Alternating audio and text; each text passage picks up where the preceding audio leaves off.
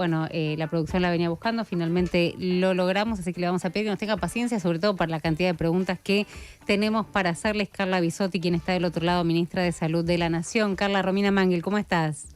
¿Qué tal, Romina, la audiencia, el equipo? Gracias por llamar. No, muchísimas gracias a vos. Hace un tiempo queríamos hablar, en realidad surgió hoy por otros temas, pero en su momento surgió porque habíamos invitado al piso a distintas organizaciones que estaban trabajando con el tema de la salud mental pospandemia y decían que estaban muy huérfanas del Estado, que todos eran voluntarios, que hasta en el centro de asistencia al suicida trabajaban voluntarios, que los hospitales que contenían esta problemática no daban abasto, y de hecho nos han llamado, esto te lo cuento, se lo estoy contando a Bisotti y se lo cuento a la audiencia también, para que no diéramos cuáles eran los hospitales que tenían estos grupos, porque no tenían ninguna posibilidad, digamos, de seguir admitiendo pacientes en tratamiento.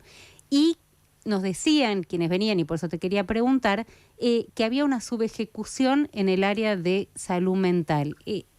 ¿Cuánto de esto es así? Bueno, la verdad es que ahí hay dos ejes grandes. La primera es que hay una deuda histórica de la implementación de la Ley de Salud Mental en Argentina que trasciende, digamos, la pandemia, que es anterior a la pandemia, y la segunda es el impacto que ha tenido la pandemia, no solamente en Argentina, sino en el mundo, en, digamos, padecimientos subjetivos de salud mental como ansiedad, depresión, angustia, incertidumbre, y eso también se ha visto reflejado en el tema de la problemática relacionada al suicidio. El otro eje es que la salud, no solamente la salud mental en Argentina, digamos, vos sabés que es federal, y los hospitales, la gestión de la salud y los hospitales depende de cada una de las jurisdicciones, y hay algo que también es característico en relación a la salud mental, que es que Argentina es uno de los países que tiene más personal relacionado a la salud mental, fundamentalmente psicólogos, que están, como el resto de algunas especialidades, mal distribuidos, están todos relacionados sobre todo en el AMBA, y hay lugares donde tienen menos acceso a los profesionales, y la sociedad civil en relación a consumos problemáticos y acompañamiento en relación a salud mental es muy grande. Así que es una situación compleja y la descripción probablemente es real, por eso es que el presidente lo ha tomado y por eso se presentó un plan federal de abordaje integral que desde el Estado Nacional busca dos ejes, que es dar respuesta a la situación generada por la pandemia e implementar plenamente la Ley de Salud Mental. Ahora, Carla, vos lo asociás a esto, porque, digamos, hablando con distintos, y mañana va a venir, digamos, otro profesional de la salud mental, realmente es un tema que venimos siguiendo. Vos lo asociás, porque dicen, bueno, todavía, digamos, hay como un gris, no se termina de entender si esta situación, como planteabas vos, que va desde angustia, malestar, sensaciones que son difíciles de explicar, hasta concretamente, digamos, intentos de suicidio que se terminan llevando a cabo. ¿Vos lo asociás a lo que fueron estos años de pandemia?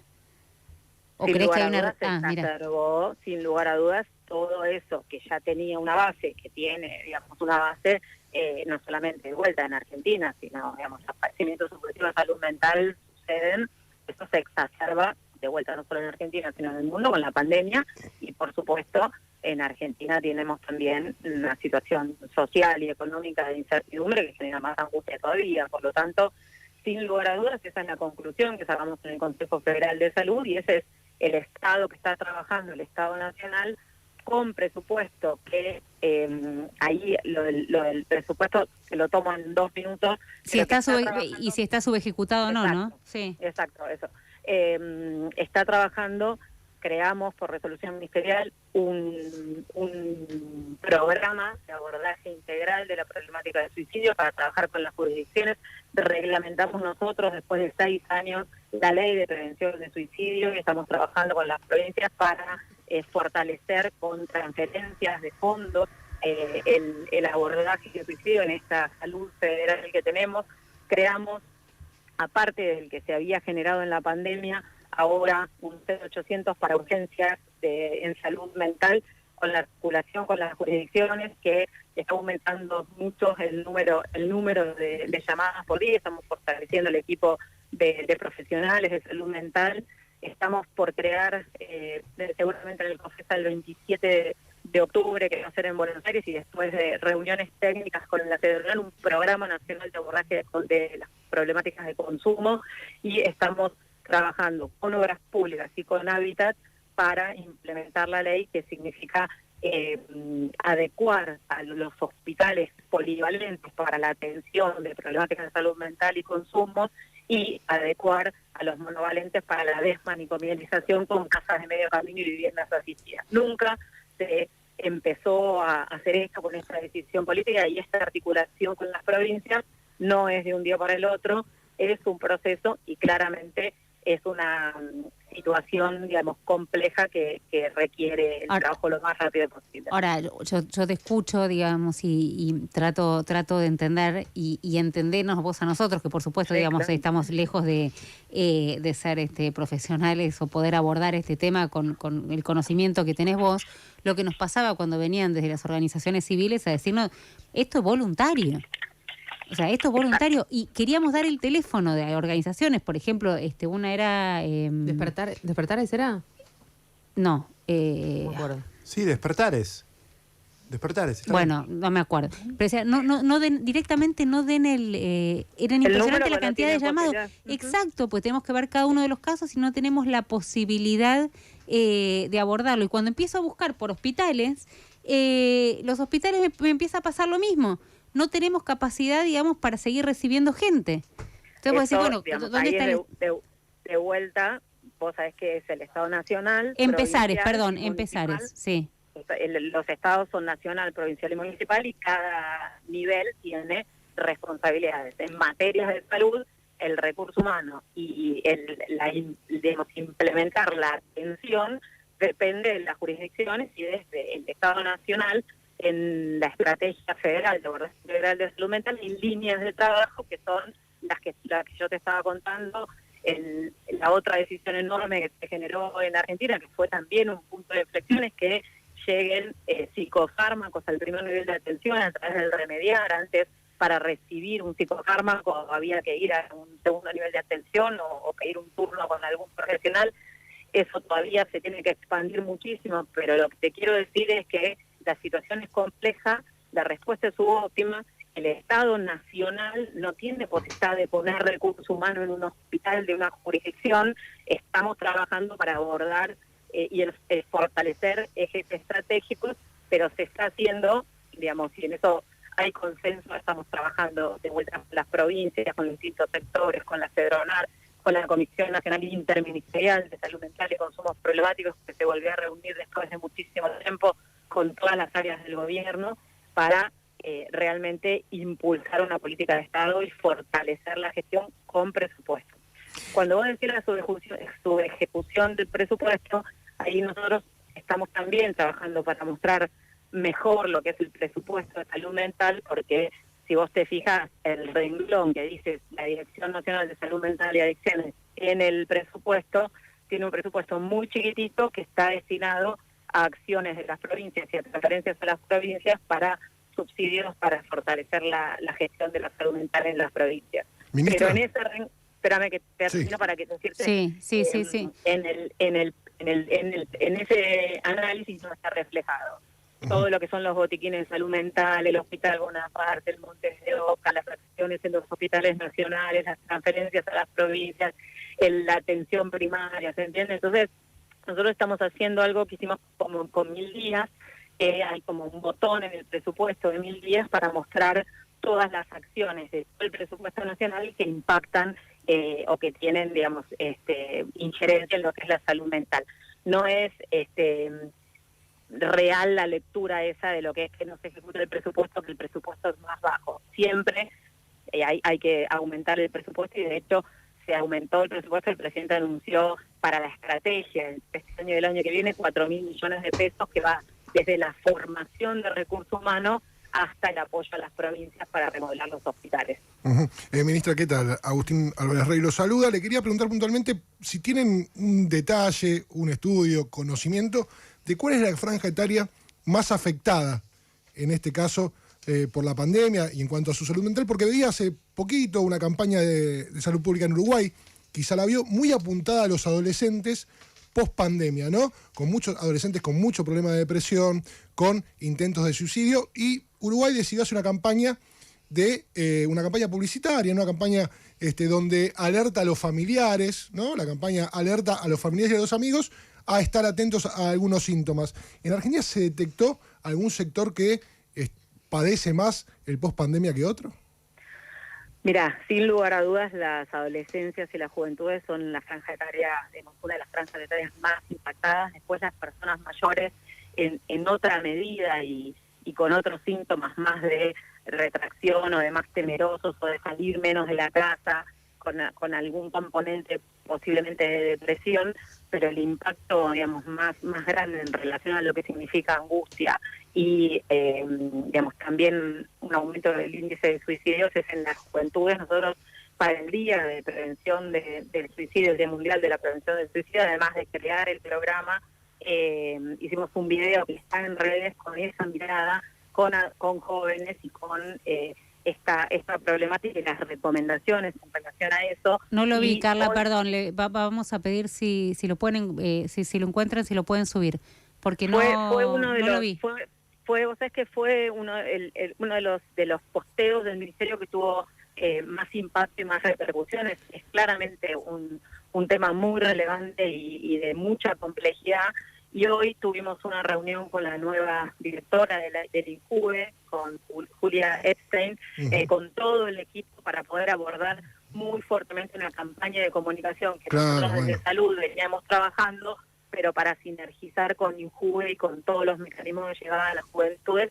Y desde la dirección de adolescencias y juventudes que tenemos en el Ministerio, hoy cumple 2 años un Consejo Federal de Adolescencias y Juventudes que está compuesto por muchísimas, digamos, en el último consejo participaron más de 90 organizaciones de la sociedad civil de jóvenes que están en todo el país, donde aportan trabajo para la gestión y estamos sinergizando con estas dos estrategias para hacer lo antes posible una gran campaña, porque sin lugar a dudas es eso, y son espacios de escucha de juventudes para poder socializar. Ahora, Carla, para cerrar por el momento este tema y teniendo en cuenta que son muchísimos, digamos, los oyentes que se están comunicando y un tema que venimos siguiendo con muchísimo cuidado hace tiempo. Hoy, una mamá o un papá, digamos, que tiene un hijo con esta problemática, ¿qué hace? Porque muchos nos decían, terminamos dando vueltas. ¿Se cortó?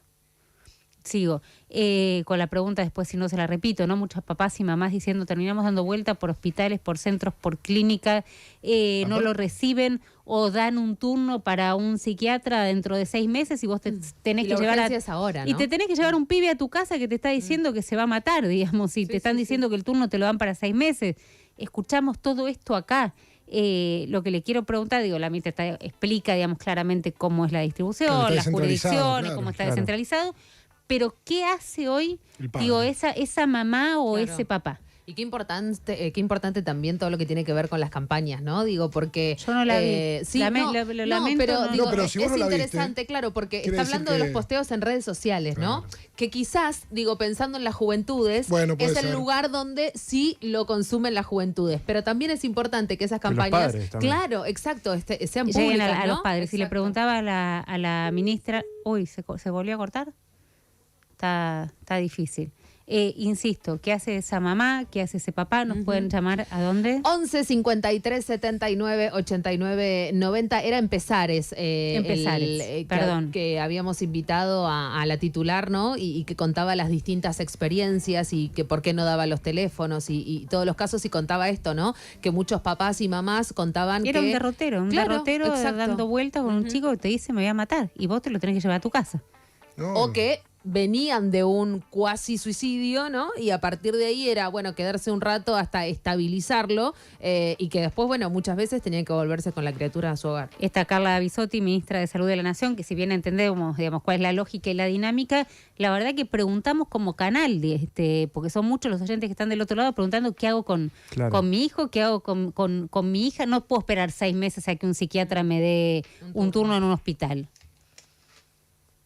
Carla, ¿estás por ahí? Acá estoy, ¿me escuchás? Sí. Ahí te escucho, sí. Ahí está, buenísimo. No, preguntaba eso, digamos, ¿no? Que si bien entendemos, digamos, cuál es la dinámica, la estructura, que está descentralizado y el presupuesto, etcétera, ¿qué hacen las mamás o los papás que cuentan el peregrinar por clínicas, hospitales, sanatorios, donde le dan de acá 6 meses? De hecho, nos lo han contado varias veces, con un pibe o con una piba que te dice me voy a matar y te la llevas a tu casa. Ahí hay dos cosas de vuelta. Una es definir también a qué subsector del sistema de salud pertenecen, está la seguridad social, las prepagas y el sector público. Y la otra es que parte del objetivo de este 0800, que es 0800 999 0091, lo que busca es desde el Estado poder identificar esos casos y generar las derivaciones. De vuelta, pueden llamarlo, vamos a estar repitiendo, ¿a dónde? 0800 999 0091, es una línea nacional de salud mental, de urgencias de salud mental, que lo que busca es, entendiendo que la atención y la gestión depende de las provincias, a generar ese puente para identificar las urgencias y poder derivarlas a través de nuestro Hospital Nacional, que es el Laura Bonaparte, o en las jurisdicciones con los referentes de salud mental de cada una de las jurisdicciones y en función de la cobertura de salud que tenga. O sea, orientar a esa mamá o ese papá, digamos, en caso de que sea un adolescente y que no tenga que estar dando vuelta con el pibe sin saber, digamos, perdido, sin saber a dónde ir. Está muy bien, está muy bien. Carla, quería hacerte justamente en este día quería hacerte otra pregunta, porque me parece que hay que ser muy claro respecto de esto. En el boletín oficial apareció una resolución justamente en el día de hoy, después de 2 años de pandemia, diciendo que el uso del barbijo ya no es obligatorio en la Argentina. Tenía un par de preguntas para hacerte. Yo estoy confundida con el uso del barbijo. La verdad que no se vas al súper y estaban usando el barbijo los empleados, pero vos no lo usás. En el colectivo te retan. Es rarísimo. Ahora, primero quiero preguntarte si esto está vinculado, digamos, si a partir de esto se puede decir que esto es el fin de la pandemia. Mira, no por esto, sí claramente estamos en una etapa de la pandemia totalmente diferente por el avance de la vacunación en el mundo y sobre todo en Argentina, y porque un porcentaje muy importante de la población ya tuvo contacto con el virus. Por lo tanto, deja de ser un virus nuevo al que la humanidad es susceptible y pasa a ser un virus estacional. Eso no es de un día para el otro ni de un momento para el otro, pero estamos en el claro proceso en el cual el SARS-CoV-2 sabemos que no lo podemos eliminar porque la enfermedad natural no nos da inmunidad de por vida, porque la vacuna no protege contra el 100% de las posibilidades de enfermarnos y tampoco dura de por vida. Entonces sabemos que a partir de ahora este virus va a ser un virus respiratorio estacional y lo vamos a tener. Entonces hoy, simbólicamente, con el fin del invierno, con el comienzo de las temperaturas más cálidas, con la disminución de la circulación del virus, pasamos a una etapa en la que la normativa no obliga a la población, sino que le brinda información para generar recomendaciones de cuidado. Y lo que dice la resolución es que no solamente el barbijo está demostrado que puede ser una herramienta para prevenir el COVID, sino también otros virus respiratorios. Por lo tanto, en épocas de alta circulación o personas que tengan condiciones de riesgo o alguien que simplemente se quiera cuidar, sobre todo en espacios cerrados, transporte público, que no tenga ventilación, se recomienda el del uso. Pero lo que sí es una nueva etapa a nivel nacional es, que deja de ser obligatorio. Pero vos no pondrías, sobre todo, porque he visto titulares al respecto y me parece que hay que ser sumamente cuidadoso, que el uso del barbijo, que el hecho de que el uso del barbijo no sea obligatorio, no habla de que terminó la pandemia. A eso me refiero, porque muchos ponían fin de la pandemia, terminó la pandemia, chau COVID. Todavía es muy pronto. No, chau COVID seguro que no, lo vamos a tener con nosotros como virus respiratorio estacional, y sabemos que hay personas que tienen condiciones de riesgo y que todavía hay personas internadas. Si bien la tensión del sistema de salud desapareció, son menos de 400 personas, nosotros necesitamos saber que la herramienta para sostener esta situación es la vacuna. Necesitamos que las personas sigan recibiendo los refuerzos, porque esa es la forma, de no aumentar las internaciones y las muertes y de no cambiar la situación epidemiológica, pero claramente no es chau COVID y no estamos en una situación como los años anteriores, es una etapa diferente. Bisotti, acá Sebastián Davies que lo saluda. A ver, dos cosas que están relacionadas. Una es que Massa empezó a posar la tijera por distintos ministerios, uno de ellos fue el Ministerio de Salud, y lo otro es que al mismo tiempo que pasó eso, varios especialistas que trabajan con discapacidad empezaron a anunciar que había demasiados retrasos en los pagos. ¿Qué está pasando con esto? ¿Qué le puede decir a los que trabajan en discapacidad, que todavía están esperando que se regularice la situación? ¿Y cuándo va a tender a regularizarse? Regularizarse es pago a 60 días. Aclaro esto porque con una inflación, pero ese es el sistema, digamos, que siempre funcionó.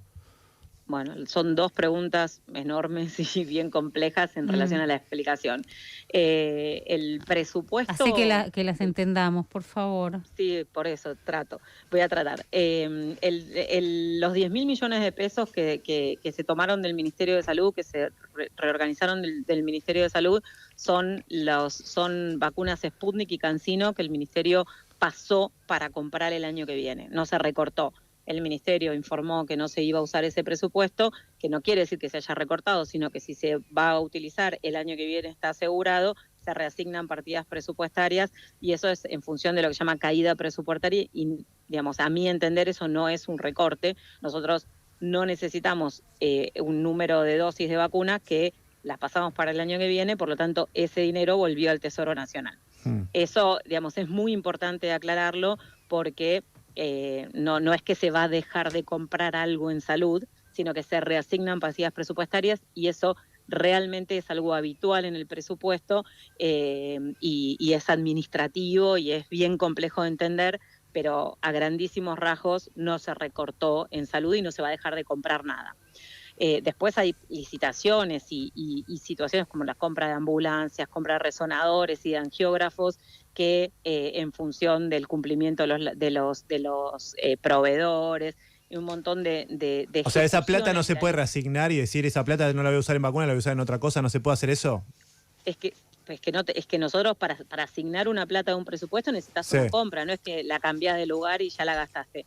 Se reasignan partidas presupuestarias claramente todo el tiempo dentro del ministerio en función de las necesidades, pero en este caso eran partidas, son cosas que se van a comprar el año que viene, ¿se entiende? Nosotros no es que dejamos de comprar nada, porque todo el presupuesto para comprar lo que necesitamos lo estamos teniendo.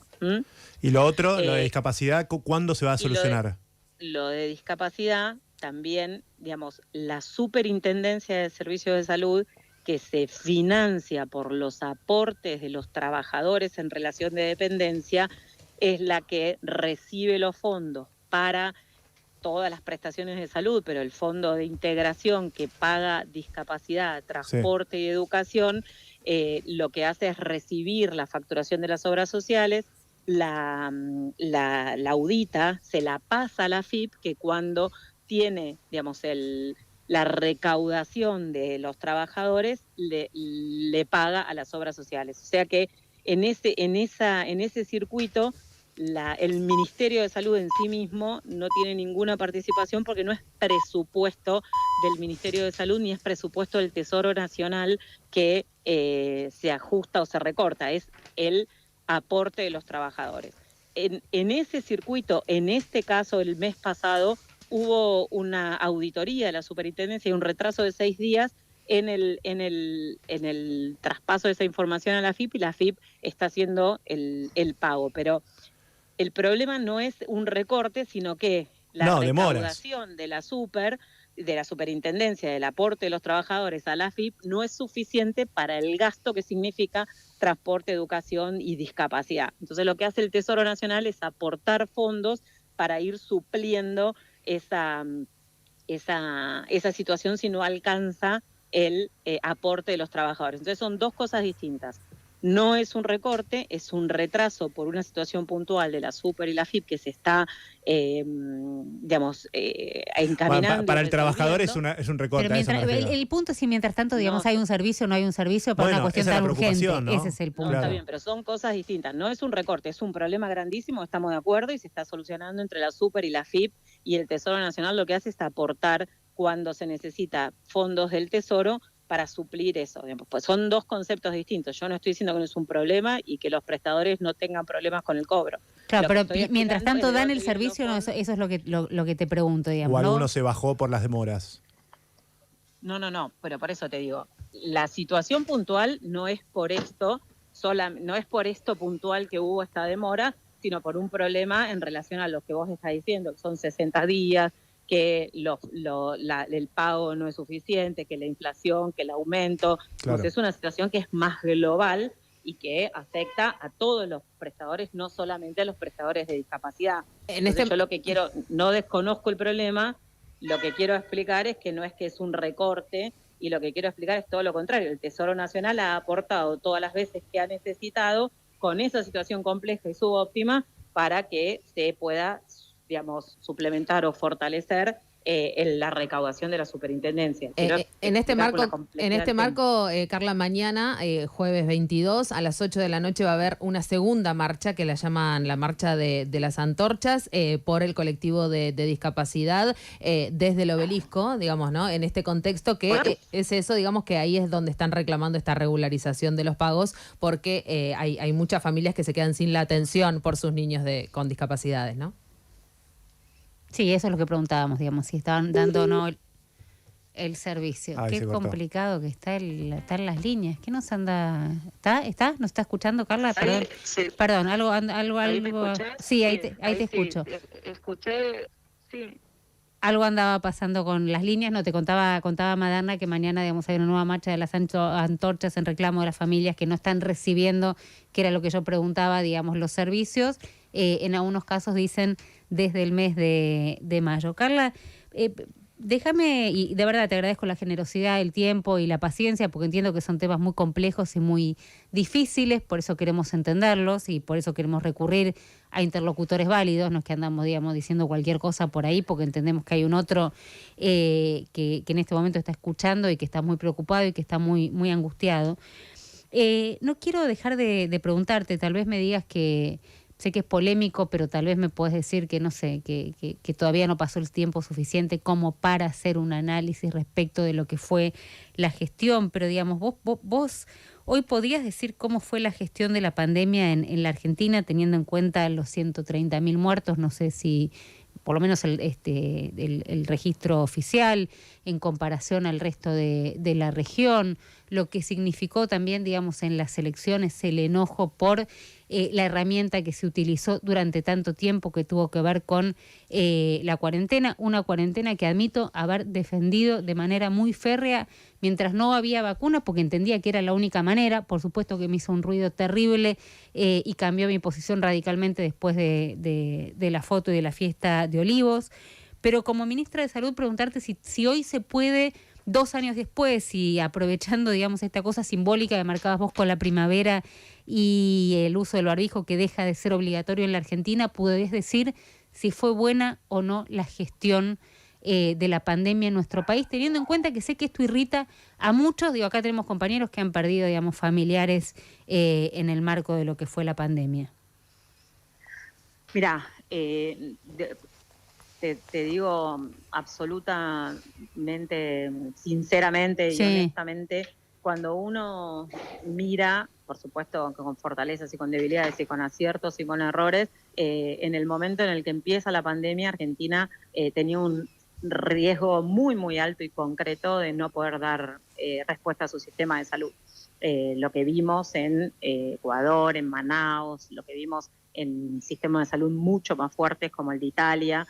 Entonces, partiendo de esa base y habiendo fortalecido el sistema de salud, habiendo trabajado muchísimo para las camas, los respiradores, la articulación con el sector privado y viendo que Argentina triplicó la oferta de oxígeno, que hubo países que se quedaron sin oxígeno, la gestión y la respuesta que hemos podido dar de que cada argentino y cada argentina tenga su atención, me parece que es algo que no se termina de valorar porque sucedió, simplemente porque si no hubiera sucedido, quienes estamos en el tema, digamos, no en el Ministerio de Salud, digamos, en el sector salud, realmente sabemos el esfuerzo que se hizo, y no desde el gobierno, sino en el país, en cada rincón del país, para dar respuesta a una situación que me parece realmente que todavía no se llegó a dimensionar. El esfuerzo que se hizo para tener las vacunas, para aplicar las vacunas, tenemos 129 millones de vacunas que llegaron, 109 millones de dosis aplicadas y 5 millones de dosis donadas, y ese aislamiento más largo del mundo, la verdad es que cuando uno ve la normativa era el ASPO, pero las actividades autorizadas eran muchísimas. Entonces, si vos me preguntabas por ahí, el error fue seguir diciendo ASPO, pero las actividades del AMBA eran muchas y el 80% del país estaba en DISPO, cuando el AMBA, que era el aglomerado urbano es el aglomerado urbano más grande de Argentina, estaba todavía en ASPO con muchísimas actividades autorizadas. Pero sobre todo con el tema de la mortalidad, vos viste que con el exceso de mortalidad que se está publicando a nivel de la Organización Mundial de la Salud, estaban registrados alrededor de 6 millones de fallecidos y se estima que hubo 12 millones de fallecidos, y cuando Argentina ve el exceso de mortalidad fue realmente más bajo que el de otros países mucho más desarrollados, y además explicó todas sus muertes por COVID. Eso quiere decir que registramos todas las personas que fallecieron, cuando hay otros países que tienen un exceso de mortalidad altísimo y no está explicado por COVID, y eso quiere decir que hubo subregistro. Entonces, la verdad es que decir satisfactorio sería una falta de respeto a quienes fallecieron, pero no podemos dejar de dimensionar que hubo una pandemia y que fue la peor del siglo y que fue una crisis que detuvo el mundo. No nos pasó solamente a nosotros. Teniendo esos parámetros, me parece que Argentina hizo un esfuerzo enorme y que por ahí no lo dimensionamos, porque justamente valorar lo que no sucedió es más complejo, pero creo que con una perspectiva de tiempo vamos a poder seguir dando ese debate y esa disputa de que no el gobierno, el país dio una respuesta a la pandemia que digamos, no tenemos que... ¿Se cortó? Sí. No. Carla, prometo que es la última, pero recuerdo haberte entrevistado apenas estabas llegando de Rusia. Y frente a esto, digamos, que creo que pasaron 2 años y uno empieza a analizar lo que pasó, también puedo preguntarte, digamos, si el hecho de haber en algún momento, digamos, condicionado la compra a Rusia no fue un error, teniendo en cuenta que las segundas dosis de Sputnik, digamos, nunca llegaron y sabemos lo que pasó, ¿no? Digamos, las 3 dosis que nos dimos, lo que terminamos dándonos la Pfizer, la AstraZeneca, ¿no? La mezcla de un poco de todos los que nos dimos la primera de Sputnik. ¿Crees que fue un error entregar tanto, digamos, o confiar ciegamente, digamos, en lo que planteaba Rusia en ese momento? No, nosotros ni entregamos nada ni confiamos nada. Nosotros vimos la información, lo avalamos con los científicos. La vacuna es una de las mejores vacunas, fue la que estaba disponible, llegó. También se demostró que la combinación de vacunas inclusive es mejor que darse el esquema homólogo. Argentina tuvo una de las campañas de vacunación, la estrategia de vacunación, sin lugar a dudas, más exitosas en relación a la confianza de la población en las vacunas, en relación a la llegada de vacunas en un acceso absolutamente inequitativo, donde 10 países se quedaron con el 80% de las vacunas y donde de vuelta no podemos dejar de ver que Argentina es un país en vías de desarrollo. Entonces, desde ese punto de vista, de ninguna manera nosotros ni confiamos, ni nos enceguecimos, ni nada con la vacuna Sputnik. Es la vacuna que conseguimos primero, después llegó la vacuna Sinopharm. Somos uno de los pocos países que está vacunando de los 3 meses de edad. Así que, y la estrategia de priorizar la primera dosis también fue una estrategia efectiva. Así que me parece que está dado no solamente con el resultado de la vacunación, sino también con todas las publicaciones que pudimos hacer en relación a lo bueno que es la vacuna Sputnik, la estrategia de combinar vacunas, que es mejor que recibirlas en la misma plataforma. Carla Bisotti, ministra de Salud de la Nación, de verdad gracias, súper generosa con tu tiempo, con los temas, sabemos que son polémicos. que muchos no tienen ganas, digamos, de hablar ni de salud mental, ni de pandemia, algo que pasó, pero teniendo en cuenta, digamos, este 21, donde es la excusa y es lo del barbijo, me parece que está bueno que te hayas prestado a hacer, digamos, yo no sé si todavía se puede hacer un análisis, digamos, una evaluación sobre lo que fue la gestión, pero nos podemos acercar y me parece que lo hiciste con mucha honestidad, cosa que de verdad agradecemos. Carla, te mando un abrazo, muchas gracias. Un abrazo para ustedes. Radio con Voz. Voz 89.9. Conocé el Citroën C4 Cactus y sorprendete. Diseño provocador que